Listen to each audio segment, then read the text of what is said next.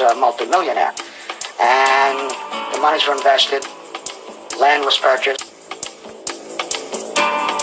Before Escobar was 30, he bought Hacienda Nápoles for a reported $63 million.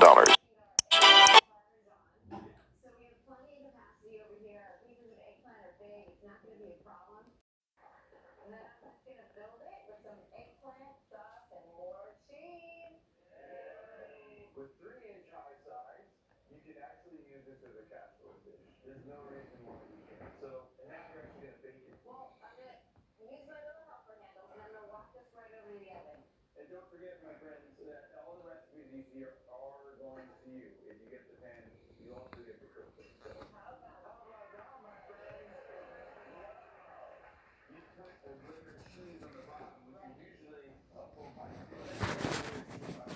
Transponder indicated a spot near the Yari River, deep in the densest part of the jungle. For it was here that Pablo Escobar and his partners had built a huge laboratory to process cocaine.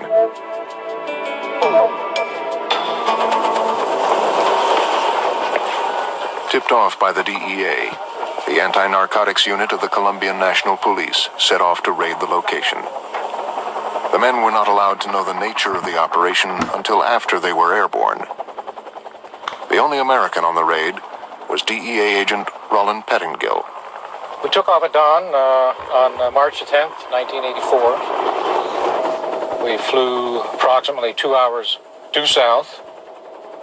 There are no roads that get into this area within 100, maybe 200 miles. It's an extremely remote, dense jungle.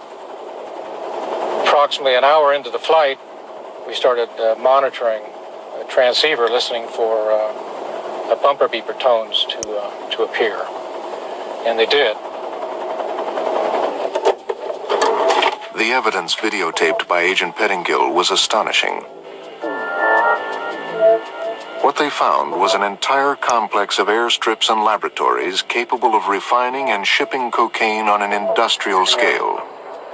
All this was in a place so remote that the drug lords had invented a name for it: Tranquilandia, land of tranquility. There were almost 14 metric tons of cocaine worth more than $1 billion. There were also waybills, receipts, and accounts. It was not until Tranquilandia that the DEA even knew that the Medellin cartel existed.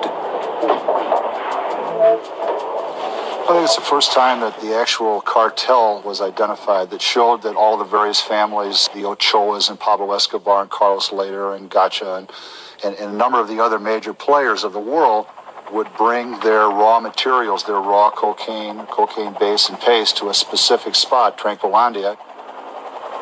The next day they found a second airstrip and another laboratory, then another and another. It was the greatest drug bust in the history of the world. Colombia's head of anti-narcotics, Colonel Jaime Ramirez, came to see for himself. While the forces were still on the ground at Tranquilandia, Jaime Ramirez contacted me and told me that he had been contacted by his brother and told that people from Medellin